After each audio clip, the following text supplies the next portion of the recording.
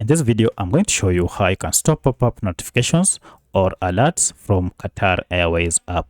If you'll find this video helpful, I'll kindly request that you support me by liking the video and also by subscribing to this channel.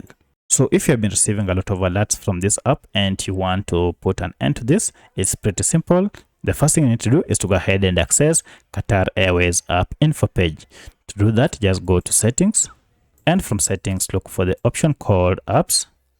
Now under apps, choose manage apps or all apps depending on your smartphone.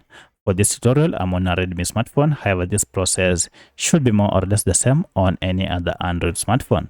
From the list, scroll down until you find your app. And as you can see, here is my app. Alternatively, you can just search for your app using the search bar and just search for Qatar Airways, and you can see the app is here and we are on the app info page. However, if you can't access this app info page, then let me show you a shortcut method to get here. For that, just go back and go to your apps, then long press on your app, and now you can see we have app info here.